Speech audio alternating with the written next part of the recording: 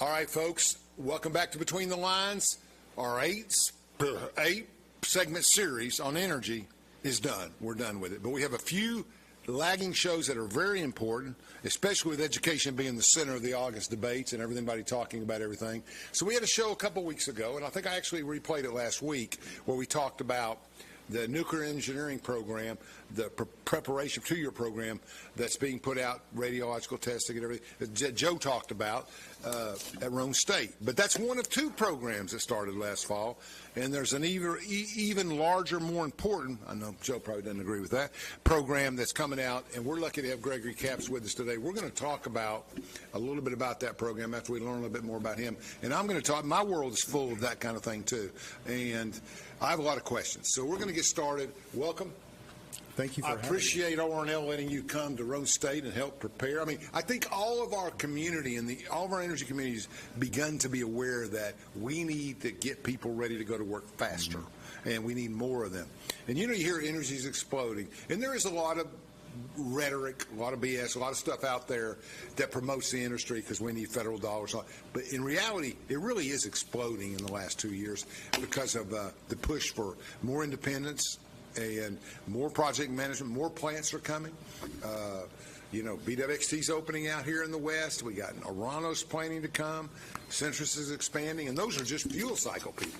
I mean, we haven't even gotten into the bigger stuff in the expansions. And so we need people with specific training that can do part of these jobs. And even we talk about it in the nuclear context because that's basically what we do here. We have other you know, we have an automotive center, focus in Clinton out at the parks. There's probably 8 or 10 supply and different types of companies that serve the auto industry. And a lot of that's because it's geocentric to the eastern United States, interstates, everything else. But we're going to talk about it a little bit more. Rick, tell me where you came from. Where'd you grow up? So originally from Florida back in the 70s. We moved here in 1976 and moved where? Moved to Knoxville in 1976, and I've been here ever since, except for some time in the military. But where'd you go to high school? Went to Bearden. I don't know where to go with that, but actually Bearden's probably my favorite school because it's right there in the center on the hill. Yeah. It's got tradition going way back. What year did you graduate? Yeah, 1983. Yeah, well, Rocky Good was gone by then, and a few of the Bearden guys, Bertle Camp, a lot of my buddies were gone because I was 73, so it was different in those days. But Bearden always had, Bearden Central had that kind of control in Knoxville. And those Farragut was around, they were doing good, but they weren't the presence they were. Yeah, they were kind of out in the well, it's grown, there's more people. Oh, yeah. Yeah, that's right, that's right. Yeah. Now it's like, Turkey Creek changed the world. Oh, it did. It did. Turkey changed the world. So you came out of there. You went to Farragut. You go to UT. No, I went to Bearden. I went to the University of Tennessee. What did you get a degree in UT? Economics. That's a good precedent for this. That's a good. It was nice for project management. Of course, my focus when I was at UT was economics, but then again, it was also ROTC. So yeah, that's right. You were in the military after school. Yeah, what branch? Army. Yeah, Army. ROTC's. I was in ROTC in the middle for a couple of years. It was required in the early 70s, but it was interesting. I liked it. Not enough to go, but just because it was a different era, but totally. I liked it a lot. I mean, we learned a lot of stuff. And I thought the planning part of it was more interesting than the physical part of it. Shooting was easy for me. Rappelling, not so easy. Played on the basketball team at Middle Tennessee State, so kind of got a lot of that. So you go there and you get your degree, and what do you do? Where do you head from there? Well, I went to flight school for the military. Okay. Came back. And I was with him. I was a pilot. Okay. I was. You can fly right now. Probably not well. I like the helicopter movies. So I got you. I'm on it. No. So what kind of planes you fly? I never flew an airplane. Flew helicopters. So I flew UH-1s and AH-1s. And so I think actually the police department flies one of the old UH-1 helicopters that we flew out there years ago. But that was a long time ago. So I came back, was with the military, but I was with the National Guard, so I needed to find something to do. And knew that Oak Ridge was really where I wanted to be. Okay. And I was hired by Gilbert Commonwealth, which is an engineering company that had been here years ago. They were purchased by Parsons sometime after that. I remember that. So I got my start with project management kind of a fluke. I didn't know what to do when I came back from the military. A friend of mine at church said, have you ever thought about project controls and such? Had never heard of it at all, and held some informational interviews with some people at Lockwood. Is project controls an earlier concept of what project management? It's an element of project management. Project management is kind of the bigger genre, but then you've got elements of project controls, estimating, and then you've got risk management and such all underneath that. So anyway, I got into it kind of from a fluke. I just kind of wandered into it. Wasn't a lot of training in those days? Well, back then it was on the job training. What we did is they would bring you in. I remember the guy who brought me in has since passed away, but Bob Bakewell, who was a phenomenal boss. He was great. Sounds familiar. Yeah. But anyway, he took a chance on me, and I had a bunch of folks that mentored me along the way, and fell in love with the career, and have been in the career ever since. Let me ask you this. When you got your master's degree from Western Carolina, did you live on campus? No. I did that after about 15 years into the career. I did it distance. 3 of us from ORNL went through that program, and that really, you'd been doing it I'd been doing it for about 15 years. And then go through the master's program where it kind of lays it all out. It kind of fills in stuff that you haven't done as much in the project management area. And it was a really great program. I think highly of the Western Carolina program. I get a book in the mail maybe twice a year, like, hey, I wrote this book. I hope you would Tetra Tech. Maybe not realizing how large Tetra Tech is worldwide, but everything we do, I want you to read this. And it's usually a 20-page book on how to do project management or whatever. So there's a lot of people interested and a lot of people with different concepts. It's a life skill. Just think about it from this perspective. The last project you did at home. Okay. When you think about it, all right, this is how long it's going to take me. How long did it really take you? Yeah. How much did it really cost you versus how much did you think it was going to cost you? Yeah. Did anything happen during the time that was kind of like a risk or something like that you thought may happen, but it did happen, or something out of the blue happened and you thought, well, maybe if I'd thought about it, I could have picked that out. I was one of the things I did in my career. I took a break in project management. I was an evangelist for 5 years. Were you really? Yeah. So I was over in Middle Tennessee, and we bought this really small house. It had 1 bathroom, and I had my wife and 2 daughters. And that bathroom needed to be remodeled. So I told her, I said, hey, we can do this in 3 days. I'm still married, but 3 weeks later, I handed the bathroom over to her and said it's now ready. But everything in that bathroom project that went, I went back and looked at it and said, everything that happened in that bathroom project that went awry, I could have avoided if I had done proper project management. Sure. And I had already been in the career for a long time. I didn't even follow my own. It's hard to take it home with you. Yeah, and so what you... And you didn't think it was big enough to need it. That's exactly correct. I didn't think it was going to be that much money. It was, this is an easy thing. I'll just do this, that, and the other. The house was built in 1942. Right. Did they have standard lumber sizes in 1942? Right. Well, no. Did they have any standard door sizes? Right. I take the door off, it's a trapezoid. Exactly right. It was all made to fit. And so these are things that I should have known. Had I spent a little bit more time planning for it, it would have gone better. Well, guess what? That's a project in a nutshell. And so that's the reason why project management is really important. It's a life skill, and it's a process that you go through that you can apply certainly to our companies. At ORNL, we need that, at Y12, UCorp, whatever, but also you can use it at home as well. Sure. And so when I bring it across to the students that way, it really does engage them, and then they can see, their little projects, they could certainly use a very processed That's right. I mean, I do it informally for a living, and you're right. Budgeting is not the only thing you have to do, and staffing and everything. You have to look at all of those external. That's correct. That's correct. So, a lot of people are getting certified these days in my company. They send me. I bet I get course invites every 2 months. Exactly. Yeah, exactly. So, what is? We're jumping ahead a little bit, but what exactly? Why would I need to be certified in project management? Why? I mean, it's almost like being certified as a police officer or something. It's almost like this certification means you've done at least something. Yeah, it's a great question.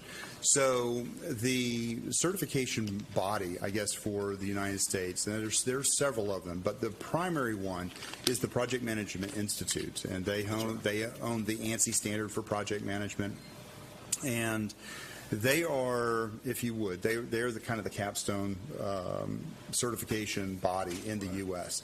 I think it's a good idea to go through them. Now, I will say that they put out what's called the Project Management Body of Knowledge. It's, I think, started in 1987. They're up to PMBOK 7 at this point in time. I think PMBOK 8 is coming out at the end of the year or early next year. And that body of knowledge up until 6 was very, very good. Number 7 kind of went a little bit out of field. My understanding they're going to come back to more what we call predictive project management, which has a more of a standard process to it. But in any regard, when you go through the coursework, when you need the certification, what the certification tells you is that you've had some training in it. You understand how a project is going to flow. You understand generally what we call, or what they used to call, knowledge areas within the project. You know, how to integrate the project together, how to organize scope, how to organize your time, your cost, your risks, and then all the other things that go along with it, such as resource management and procurement management. If you don't do procurements well, you're dead. Quality and all these other what we used to call knowledge areas, and what I hope they're going to go back to calling them knowledge areas. But those are all things that you need to understand, you need to be thinking about when you do a project. You need to understand there's an initiation phase, a planning and execution, a monitor control, and a closeout phase. And what do you do in each one of those phases, and what elements of those knowledge areas do you do, and when do you do them? And so that's important to understand, and the certification process will go through a lot of that. And by having a certification, whether it's the PMP, which is the Project Management Professional, you've got a CAPM, which is kind of a certification that's below that, and then you've got the PM Ready, which is a new certification by PMI, which is kind of in the academic area. It's for late high school and college. And by having that certification, any of one of the three of them, at least you've had some exposure to project management. Okay. And that's important. How long have you been at ORNL? I've been at ORNL for 22 years. Now, I've been associated with ORNL for well over 30. I started out at Gilbert Commonwealth, and I was a subcontractor to all 3 sites at that time.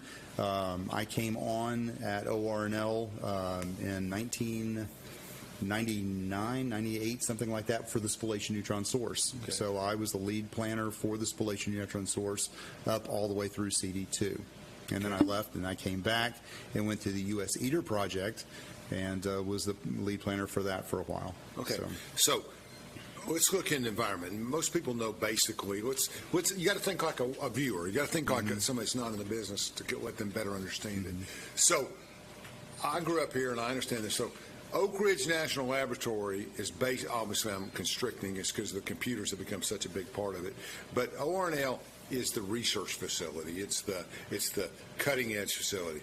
Y12 is the production facility. That's the bomb factory, for lack of a better word. That's where we do our work in certain areas, and I do more work there, but you get them together. What kind of reach does project management have among those employees? Because we're talking 8,000 at one, 5 at another one, 4 at another. And those 12 or 15,000 people, how many project managers are working, and how many different kinds of projects are they on? Well, so I was the project management officer for the laboratory. I started that in, actually Jeff Smith had come up with several initiatives back in. Excellent leader. He's phenomenal. He is absolutely phenomenal. And so in 2013, he had come up with several initiatives. One of them was a project management office.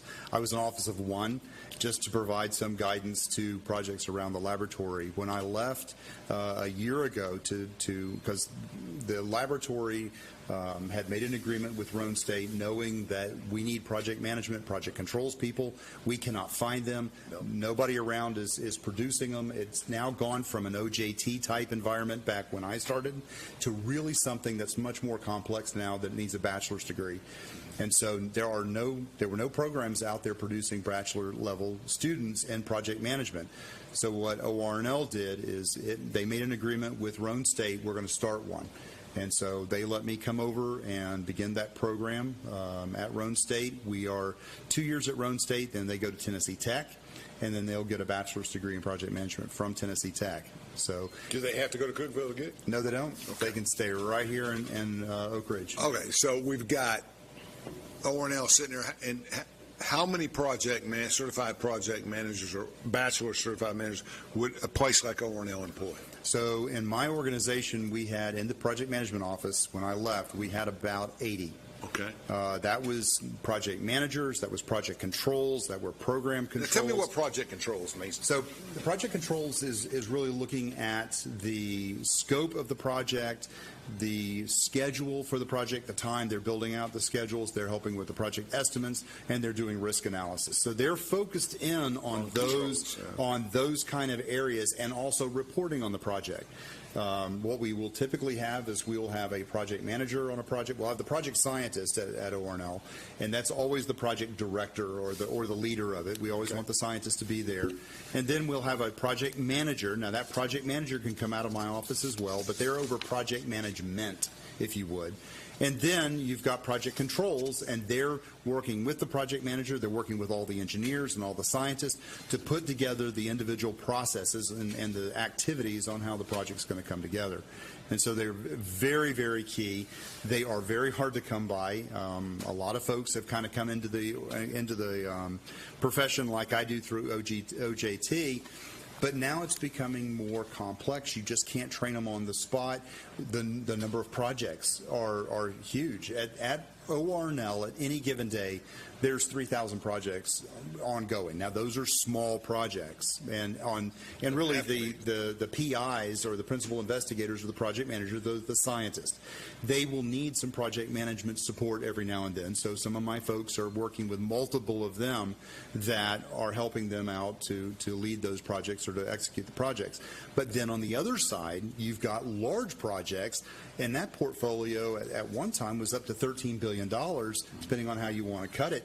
Those are massive projects, and they will have a project manager. They'll have a project director, the scientist, the project manager. They'll have a lead engineer. They're going to have project controls lead. They'll have project controls staff. Second Target Station probably has 5 or 6 project controllers on it right now, early stages. So many of our projects will have that kind of project support cast that actually help that project to move through. Our friends come back. Tell me, okay, so what would, I'm trying to visualize the picture. So I see everything that's going on. We're going to, this will lead in a few minutes to how Roane State's preparing people for that. A controls person, who has the authority to stop a project? Or the project manager, project director. Okay, that's the scientist. That's the scientist. So the controls guy doesn't like the budget, or doesn't like where it's going. Can he weigh in? Yeah, sure. I mean, you've got to have the project controls folks there monitoring what's going on, reporting that up to the project manager. That's going into there's really almost kind of this triad. There's a project director, there's a project manager, and usually there's a lead engineer, maybe a lead scientist that's in there. Obviously, the leader is the scientist, but there may be a lead scientist in the area as well. So and there's this natural tension that you have. Dr. Phil Ferguson kind of he at the National Lab kind of coined that term. Is there's natural tension between in the project management office of a project to make sure that the engineering is done well, but then the scientist and the project management can kind of push back and make sure they don't go too far off kilter. And you know, as project management people, we hope to not make it too difficult. So the scientist and the engineering kind of pull us back. It's a natural tension to keep the project centered, and that's a very healthy thing. How often does the team meet? All the time. All the time. Communication is one of those elements of those knowledge areas of project management. It's key. You've got communication that you've got to work with not only within the team dynamics, but also with stakeholders that are outside, with vendors and procurements and such like that. So they're meeting all the time. Excellent, excellent. Okay, let's take a short break, Chandler, whenever you're ready, and we'll come back and talk more specifically about Roane State's role in filling these spots. Thank you. America runs on power, and for nuclear power, we need enriched uranium, but almost all of it comes from overseas. In 2019, the Trump administration took action, working with Centrus to build the first new American-owned uranium enrichment plant in 70 years. And now, Centrus is ready to expand to meet our nuclear power and military needs, free from dependence on foreign suppliers. Centrus, American technology built by American workers. From Oak Ridge, Tennessee, IB3 Global Solutions conducts operations around the world to enhance the U.S. national security posture and minimize radiological and nuclear threats. IB3 Global Solutions. Mission first. Vision, values, and commitments. Extraordinary teams building inspiring projects. We live for the challenge. We do the right thing. Exercise the highest level of integrity and ethics. Create a positive legacy. Do purposeful and sustainable projects. We take care of each other. Safety and well-being above all. Treat each other with the utmost respect. We succeed together. Embrace our differences. Seek diverse views. And listen to understand. Foster a deep sense of belonging. We build trust. Develop lasting one-team relationships. With our colleagues, customers, and partners. Hold ourselves accountable. To deliver excellence.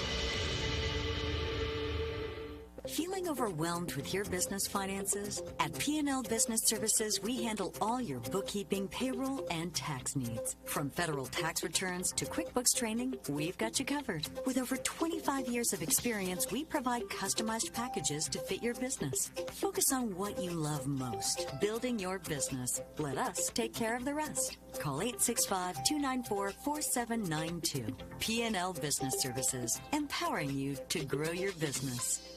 This is Joe Heckman, President of Waste Management at Energy Solutions. Nuclear power is on the rise. Energy Solutions is part of this transition and part of the solution, delivering comprehensive services and assets that support the entire nuclear life cycle. Energy Solutions is protecting and preserving the environment for generations to come. At Navarro, we partner with our clients to advance technologies and deliver effective solutions for complex challenges in the nuclear, environmental, and clean energy fields.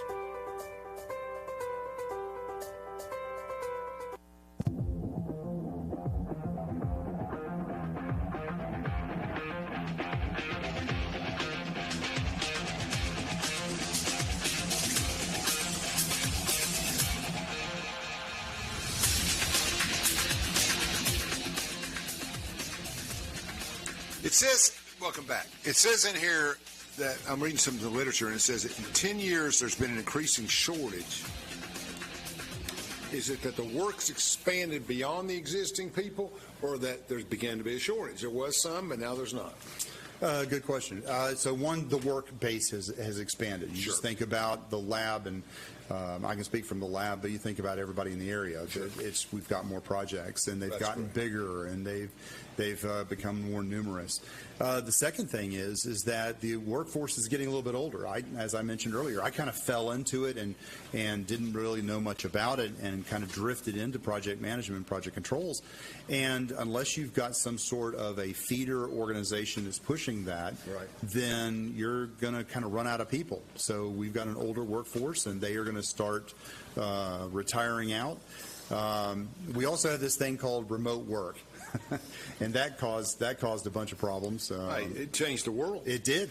I mean, we can't get people, senior, top-notch, retired guys who have more than enough sustenance to work for because they like to work. They won't come to the office anymore. Yeah. When I was the PMO, I lost 10% of my staff to remote work. When we came back, I had 10% of the folks say, "We're not coming back.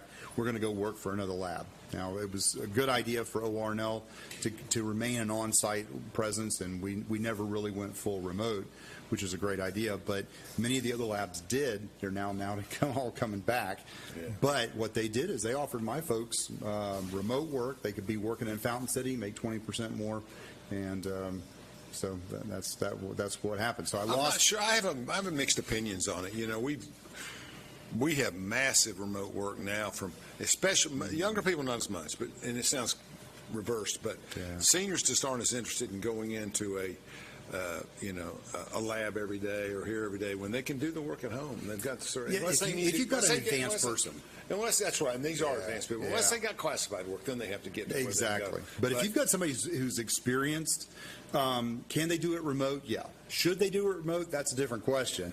But you take it's not great for networking. No, it is not. Yeah. And if you're off site, you can be out of mind. And if there's a riff or something of that nature, That's not a great place to be. But if you've got new people that have come in, and you've got young people, having them remote, that's not going to help you at all. I don't think so. They're sitting over there and depends if it's administrative work, it's different. But if you're doing engineering work, I have people walk into my office or some of us and say, "I've never talked to Billy Joe or something." See, that's just no that's way a problem. Well, they're not on the same project. Okay. And project management is about communication. Really, it is. If you think about it, everything in a project management, what I deal with, is all about communicating.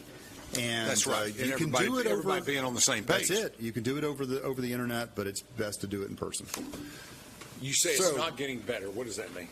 Well, we don't have a way to backfill our staff here. So you think about engineers. Well, we can talk with a company or with a university, and we need more engineers. So they can start recruiting more, they can start opening classes up, and they can start creating more engineers. There's not been an academic program. So people that get into project management and project controls especially kind of drift into the field kind of by just happenstance, and that is no way to really try to build a career field, especially when they are absolutely necessary. At Y12, they have a lot of folks at Y12. UCOR needs them. ORNL, TVA needs them. With the small modular reactor coming in and such, they've got a ton of project controls folks, but there's not an academic feeder. And this is where Jeff Smith had told me 10 years ago when I first started having the problem. He said, go to academia and see what they can do for you. So I went out and talked to several of the schools around. I even talked to Roane State. And folks were interested, but it didn't move very quick. And then we had COVID come in, and it kind of went away. Roane State was kind of noodling on it. And then COVID hit, and nobody was thinking about it. Then we come back from COVID. The problem is even worse because I've lost people to remote work, and that's is that the wave of the future? We don't know. But all at the same time, I've got a lot of retirees that are now going to happen. People are starting to look at retirement. I at that time was looking at losing 15% of my staff, about 15 folks, to retirement. How am I going to replace 15 project management folks, and I can't go out and hire them, right off the street or out of an academic program? So how am I going to do that? And then everybody else is hiring them. My colleagues at Y12 were hiring my folks. I was hiring their folks.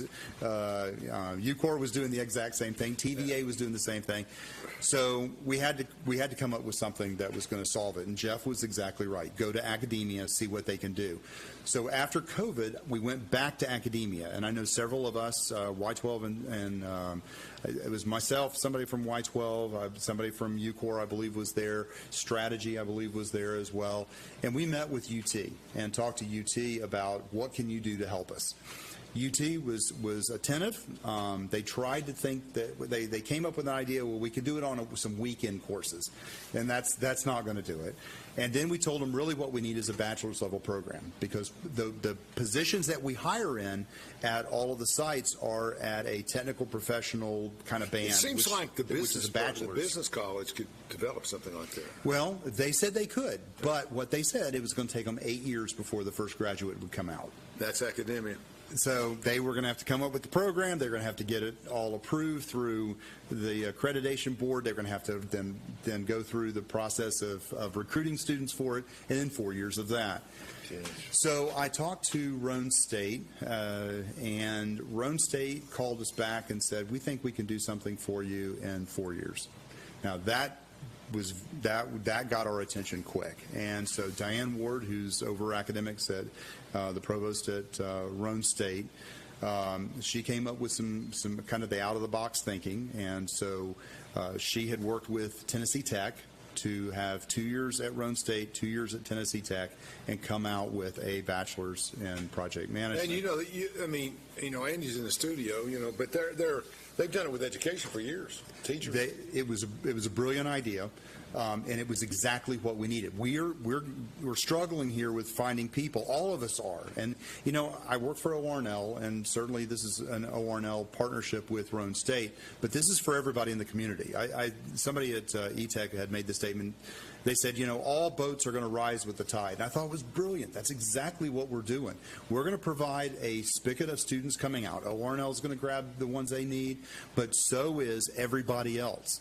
Thankfully, Y12, UCOR, ORNL, PMI are on my advisory board. Strategy and Omega is also on them as well. And what I'm looking at them to do is look at the academics that I'm coming up with and tell me, does this meet what you need? And then if not, I'll tweak it here or there so that when these students come out, they're ready to go for any of these. So it's basically, this is helping all of us that are associated with the Department of Energy be able to meet this workforce demand, because it is not getting any better. All the national labs are having the exact same problem. Before I left the PMO, I was the chair of a national lab community of practice that had for all the national labs. And so I would talk to all the project management officers for all the national labs frequently. They all had the exact same problem. They need people. And so what we would like to do is come up with this program here at Oak Ridge, be able to start producing graduates that they could potentially go anywhere they really wanted to go. There's a lot of national labs out there. If we could hand this off to other community colleges, that would be great as well. That still meets your problem, because if they go somewhere else, there's going to be others that can come. That's here. correct. All you got to do is get the field. That's what we've got to do. We've got to start grow the field. That's what you got to do. And project management's growing as a field. If you look at the Bureau of Labor Statistics, a couple of years ago said that the field was increasing by 7% a year. And so if we're not going to have graduates that are going to meet that requirement, then there's no way that we're going to be able to stay ahead of the projects. And when DOE said, we need you to do this project, if we can't staff it correctly, it's going to be catastrophic. Okay, let's create a framework here. John Doe's out here, Johnny, and he's thinking about going to Roane State, and he wants to go into project management. Give me an idea. First of all, what if he does 2 years? Is there any kind of, you get a certificate? Can he sweep the floors? That's a great question as well. Yeah. And I have that question a lot. And so in the Roane State program, they'll come in and do their general academic courses. Right. And this is in the transfer protocol, I guess. It's a transfer portal within Roane State to where they're taking their general education. My 4 classes, or project management classes, are actually electives within that. Now, Roane State is moving it into a concentration later on, and it hopefully will be its own degree once we go through the accreditation programs and such. But they have to get your 4 classes in per year. They get one of my classes per semester. Okay. And in 2 years, they'll have 4 classes. We'll go through. What if you get somebody joins your program second semester, they got to double up? No, actually, what they'll do is they'll just take the 4 classes because they're kind of in series. If they want to go to Tennessee Tech will let them continue to take Roane State classes while they're taking their Tennessee Tech classes as well. So the 4th class can be taken the freshman of your junior if you register late. That's right. I actually had some sophomores. I had sophomores taking my very first class. They are now going to Tennessee Tech to take some of their other project management courses while they're continuing to take my courses at Roane State. So what is Tech's curriculum on project management? They are doing more obviously the junior senior type level, but it's getting more into management. It's getting deeper into risk management, deeper into reporting, deeper into teams and how to customize projects and such. So they didn't at Tennessee Tech. They did not have a bachelor's program. They've got a minor in project management. They have a master's in project management, but they didn't have a bachelor's. They're standing that up as we've stood up ours as well. And Dr. Ward is working with their dean on how that program is going to interface. And so that's still a little bit in the development phase, but it's moving. But when you say 4 project management blocks or courses or whatever, I'm thinking to myself, that doesn't tell me a lot. Is it math? Is it science? Is it English? I know I got my general studies, but what are they having math and science requirements for project management? They have got the general transfer curriculum is required for this. Now, the 4 courses that I'm teaching is a Fundamentals 1 on project management, and then a Fundamentals 2. Fundamentals 1 is going to teach the students about what a project is, what a program, what a portfolio is. It'll go into the history of project management, which is a little interesting, and then it'll get into projects and organizations. Where do projects come from? How do you organize a project within an organization? What challenges are there? What kind of culture do you need to have in an organization to make the project successful? Why a project is not operations. A lot of people get those two confused. They're not. And then we'll work into approaches to project management. There's what's called a predictive, there's an adaptive, and then there's a hybrid approach. We'll go into what the phases of a predictive project are, what the knowledge areas are. We'll get into leadership, and then we'll get into ethics. And that's kind of the first course. Second course picks up on what we had called knowledge areas before. That gets into procurements and communications. It'll get into risk management, and we'll finish that out. They'll actually do a hands-on project. They're going to have to get into Microsoft Project, and they're going to have to do a project, and we'll come up with a budget and schedule. Yeah, that's the second course. Then we'll get into adaptive project management, Agile, which is very much used in the computer industry. It's also used in research and development. It's a very useful tool in project management, but it has a very limited application in IT or into things that have a lot of changes in the scope of work. And then we will then end up with teams and how to construct a good project team. That's the second fundamentals course. At the end of that, they will have all the information they need to be able to take the PM Ready certification from PMI. And that's what I was feeling that they really need is they need some stamp of approval, like we talked about in the certifications earlier, to say that, yeah, I can talk about project management. The PMI is kind of an academic certification. And that's at the end of their fourth course. That's the end of the second course. Okay. That's the Fundamentals 1, Fundamentals 2, then the PM Ready course. Fundamentals are the next course is actually in project controls, and this is where we teach them what project controls is, but also this is where we bring in Primavera. Primavera is an Oracle scheduling software. It's the premier scheduling software in the U.S., certainly, but it's used all over the world. And Oracle's actually given us copies of Primavera, so we've got we'll load this up on the students' computers, or they can use it in the cloud. And then we will go through and give them a project. They actually get a live project, something that Roane State is actually doing. We've got a couple of things that they're building around Roane State. So we'll pair them up with the project manager there. We'll go through and let them build out the schedule, the estimates, do risk analysis on it, start doing some performance measurement. This is where they'll learn about earned value management. And so at the end of this course, they will go through and hopefully will sit for a test from Oracle and get a certification for Primavera. Basically, they'll be I guess it's an entry-level type certification for use of Primavera, which is very important for project controls. They'll also have some familiarity with what's called the EIA 748 about project management and earned value, which many of the sites around here use. All those DOE Order 413 projects all will use that as well. So that's the third course. The fourth one is a survey course. Hopefully, people out there from Y12, UCOR, TVA, our DOE colleagues are actually, I'm going to use them to come in and teach some of the classes about what they're looking for in project management, what kind of projects they're doing, how do you tailor a project to meet the need. Because, a project at Y12 is going to be different than an international scientific project over at ORNL, which is going to be different from an IT project, which is very different from a TVA utility project.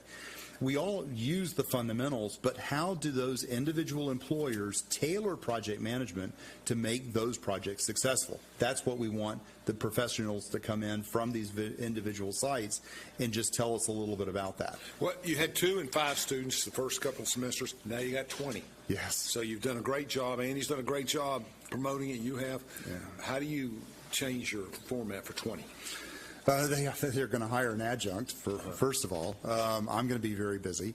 I think we'll probably offer some additional courses. Now, I know that Roane State is talking about wanting to have some non-credit courses. I also have responsibility still at the National Lab to teach project management. So as I'm building those courses out, I think we can use some dual purpose efforts there where it's just basic project management. But for somebody who's using it more as a project manager, not so much project controls. Where are the 20 kids coming from? Are they older, like some Roane State students? Or are they younger? Or? The ones I've looked at so far, I haven't gone through the list in detail, but I've got they're all mostly traditional students. My first semester, I had some that were both traditional and non-traditional. That they were all traditional. Defining that is older and right out of high school. Yeah, okay, right? Yeah. Now those not just coming out of high school versus those a little bit older, or actually have jobs and such, right?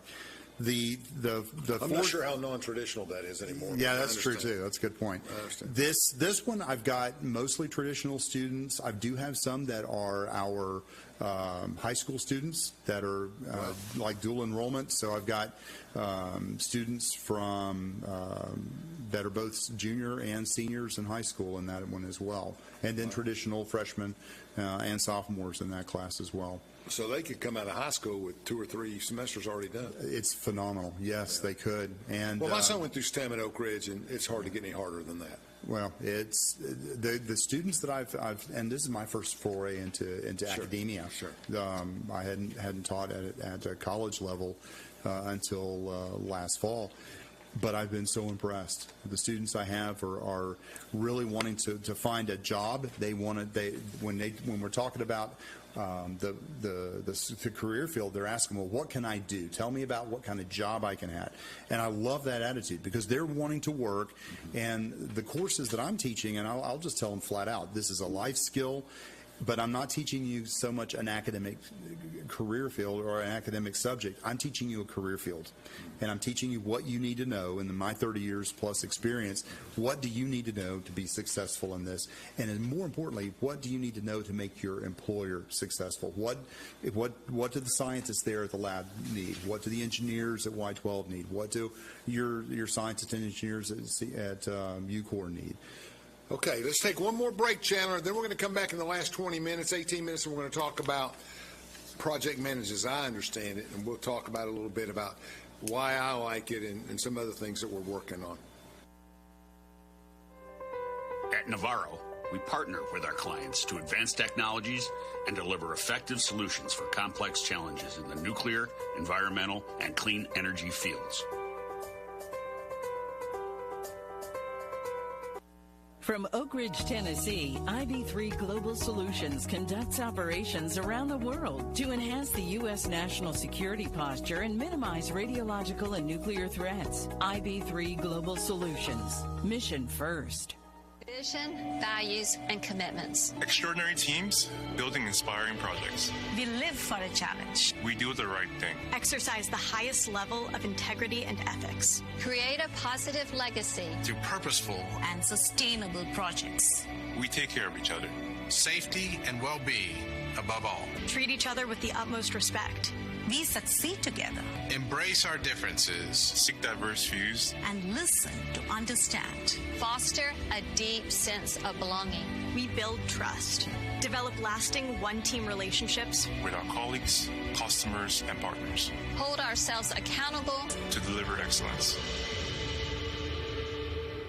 Feeling overwhelmed with your business finances? At P&L Business Services, we handle all your bookkeeping, payroll, and tax needs. From federal tax returns to QuickBooks training, we've got you covered. With over 25 years of experience, we provide customized packages to fit your business. Focus on what you love most, building your business. Let us take care of the rest. Call 865-294-4792. P&L Business Services, empowering you to grow your business. America runs on power, and for nuclear power, we need enriched uranium, but almost all of it comes from overseas. In 2019, the Trump administration took action, working with Centrus to build the first new American-owned uranium enrichment plant in 70 years. And now, Centrus is ready to expand to meet our nuclear power and military needs, free from dependence on foreign suppliers. Centrus, American technology built by American workers. This is Joe Heckman, President of Waste Management at Energy Solutions. Nuclear power is on the rise. Energy Solutions is part of this transition and part of the solution, delivering comprehensive services and assets that support the entire nuclear life cycle. Energy Solutions is protecting and preserving the environment for generations to come.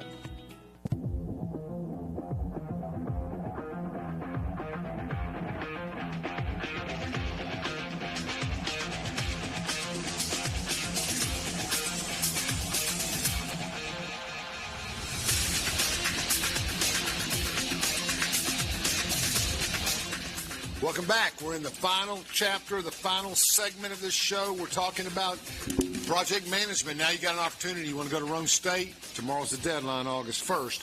But you can go down. You can get involved. These jobs pay over $100,000 a year once you're certified and on the job. You may start at 80 or 70, but this is not a $40,000 a year career. This is a very good career, and you need to find out more about it. And it's right here in Oak Ridge at Roane State at the main campus here in Oak Ridge. I call it the main campus. I'm an Oak Ridger. Andy calls it the satellite or whatever. But anyway, so we got a lot to talk. Let me tell you what I like about project management when I first read and got involved in it. I had a few projects I had to deal with. I played college basketball for a year or two. I did my stuff. I did everything. And I went into politics. I got out my sophomore year, and this is a long time ago. And 140 campaigns later, I do consulting work. I can tell you this. When I played basketball, there was a starting point. There was an activity during the thing. And we had a final score. Mm-hmm. And that's why I went into politics, because I start a campaign today, the campaign's next August, we do activities, we chart, we budget, everything, and then in August, we get feedback. We get to know, do we win or do we lose? Mm-hmm.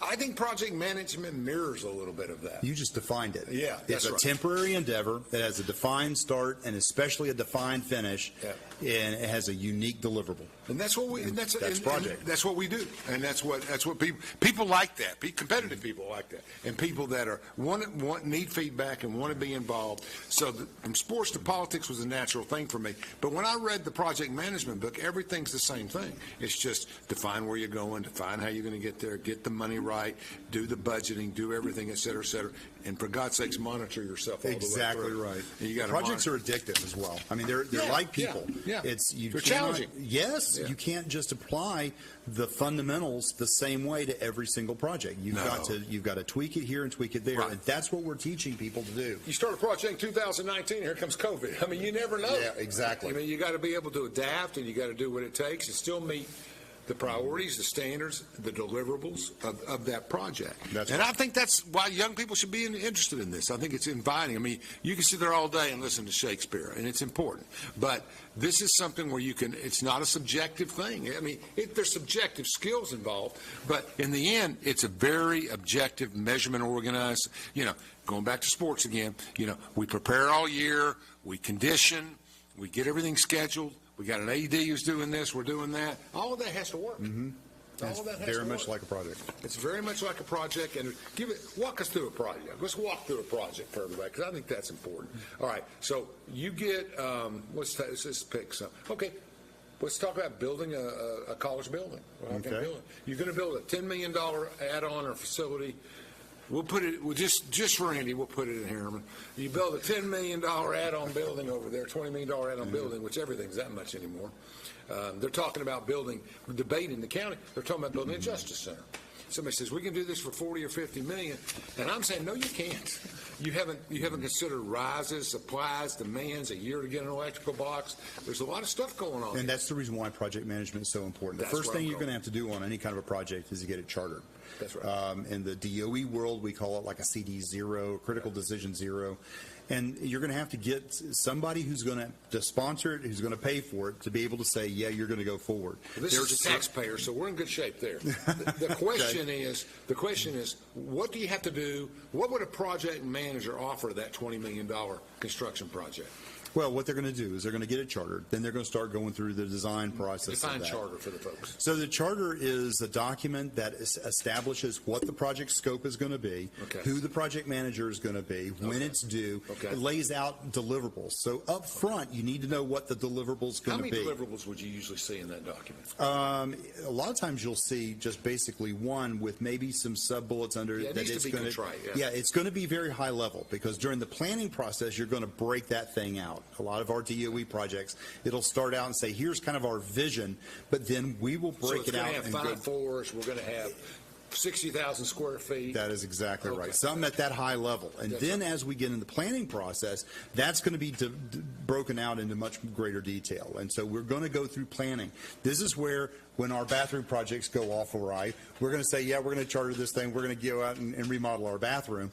But we don't do the planning like we need to do. Now, on the big building at Harriman's campus, yeah, we're going to do the detailed planning because we don't want to waste $40 million. But you're going to go through all the conceptual. You're going to go through preliminary design. You're going to go through final design. You're going to start procurements and such like that. But that's during kind of the early planning phases. Then you're going to go into execution phases. What were some of the things that a project manager would see that me and you may not see? Like, it was, okay, we're going to have environmental studies. Now you're getting into risk management. That's right. And that you're starting to think through. Now, this is the beauty of project management. Project management is going to systematically make you walk through some processes and steps that are going to make you stop and think about that. Let me ask questions that comes to mind because I'm not knowledgeable enough to come back to it. Do we have different types of projects, do we have different types of things that plug into that? Well, certainly risk. We will actually use all the knowledge areas, but there may be areas in which we will dig deeper into. For instance, if it is going to be a building, we're going to spend more time, obviously, with the engineering.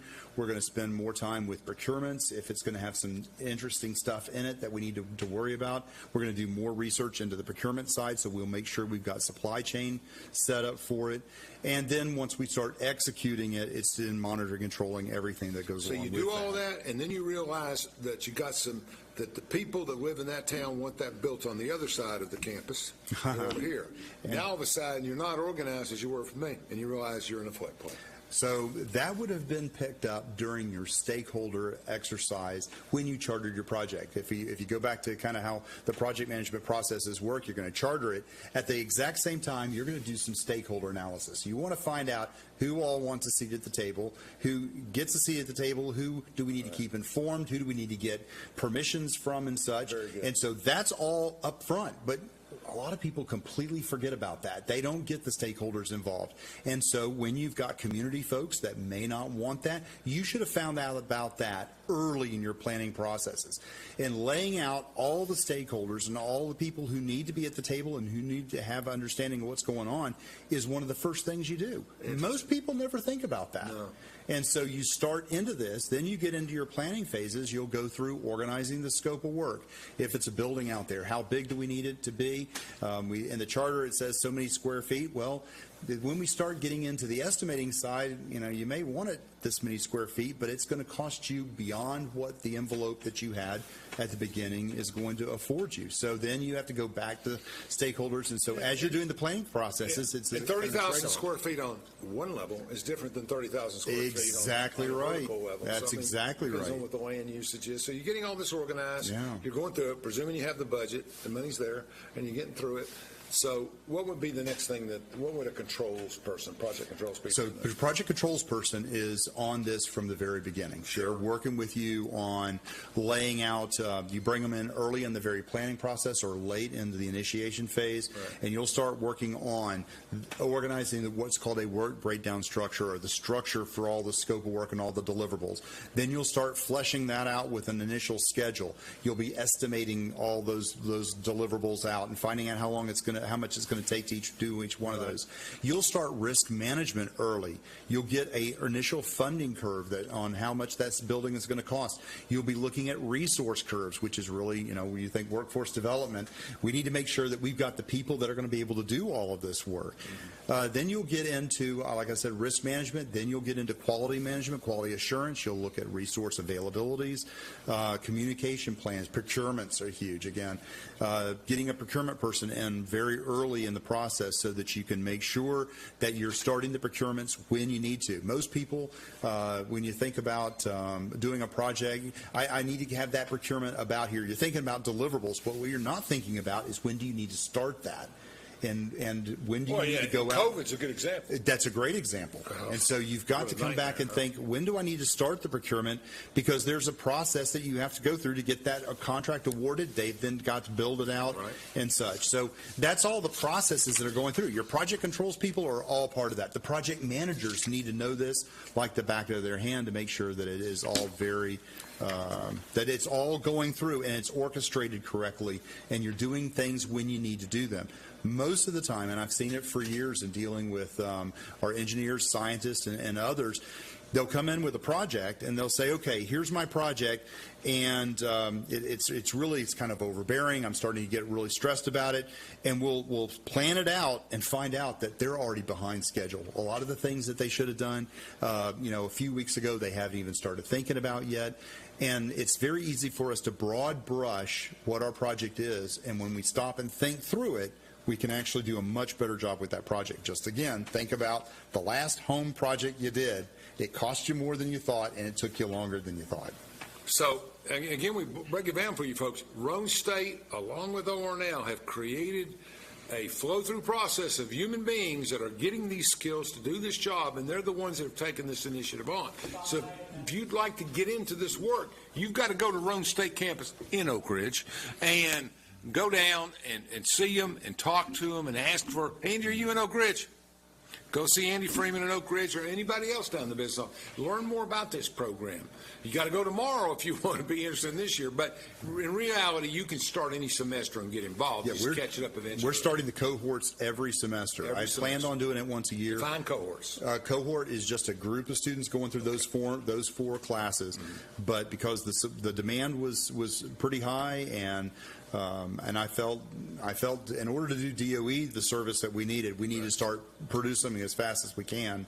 And so every semester we start a new cohort of students that are going to be able to go through. You got to get them out. They need them bad. And the jobs are there, folks. We got tons of jobs, and we're trying to get people prepared to take those jobs. So when you get out and you look around, there's some areas, especially in IT, some areas where people are having trouble getting the jobs that they thought they might get the first year out of school. There won't be any problem here. There's a lot of it. And also, I think the important thing is we talk nuclear because we live in a nuclear community. And you can come here, do all of this, get it all done in Oak Ridge. You don't have to get your junior, senior year from Tennessee Tech. You can actually get that done on the Oak Ridge campus. And the key is, let's say your uncle lives in Idaho and he owns a construction company. You're ready to go to work out there when you graduate. Exactly right. We can do it in construction. Roane State can do it in the nuclear processing world, TVA world. I mean, I got the deck of cards yesterday with 35 dams on it. Andy, did you get that? Andy, did you pick that up? And every one of the dams they've ever built or managed are on there. I mean, there's just a lot of industries. Electric companies all around the country need this. And the last thing I'm going to talk about here with the last 3 or 4 minutes is artificial intelligence. How does AI factor into all of this? It factors into everything, so I know it's got to be involved in the management process. It's big. It's really big. Yeah. We're not completely sure how it's going to fit in. Nor does anybody else. There is going to be some element of it that can help you set up projects. Yeah. For instance, I've got X project. It's got this kind of square footage. It's got this kind of this in this locale. Can you build out a schedule for me? Can you build out an estimate? And it's going to start putting that stuff together. However, the human element of it, I don't think can ever come out of there, because you can look at the data and it can look pretty good, but there's a human instinct and a human element of it that I can look at it and say, the data looks fine, but there is still some issue there. COVID's another good example. It can't interpret disease and fear and all that stuff. But I will say that I think AI can accelerate the knowledge of which people can learn and get through these programs, and just really we got to get more people out quicker and into these programs. And it's a great opportunity for East Tennessee students, and especially in this area, in Roane County and Anderson and everything, to get a quality job. Mm-hmm. Tell me a little bit about the graduates that you've got going forward, the people you've hired at ORNL. These people are making six figures within how long? 5 years. 5 years are in the six-figure mark. They're coming in the high fives, not the low fives, and they're progressing up to where they're where they're making money. And there's all kinds of projects. You can't, New York Yankee Stadium, they got to renovate it. You need a project manager. Absolutely. You got to have a project manager, but we're in the infant stages. We need to get people certified to go and do this work. This is your chance. See Gregory or Andy and get down to the Oak Ridge campus and talk a little bit about it. We're going to follow up with this in a couple of weeks. We're going to talk about more opportunities because I really want to look at the class structure and some other things, but this is pretty exciting because it's not as limited as nuclear. I mean, nuclear is exciting, but nuclear is limited. I mean, you get out of nuclear, you get a nuclear engineering, technology, radiology degree, probably not going to work in the cattle industry. I'm just going out on a limb there. How much time we got? Well, that's about all I need. You did great. I'm serious. Greg's one of the best guests we've ever had. He understands it all. The biggest problem I have with everybody is getting the vernacular into the common language so we all understand what we're talking about. But it's pretty interesting. Cohorts, they got a group of students starting every semester, August, then again in January, and all year, and it's rotating. It's getting bigger and better. You need to get your child, your grandchild, somebody just to look into it. I mean, these are common sense. This is a common sense degree. Amen. And it's things you got to do every day in your life, and you're going to get paid a lot of money to do it. You can help other people do it and get to the program. Anything you want to say? We can help DOE do the mission that they've got us for doing. And I'm in that mission too, and it's important. Yeah. It's very important. Andy, you got any words? And just thumbs up the whole way. I appreciate everybody watching. Thank you so much. Thank you.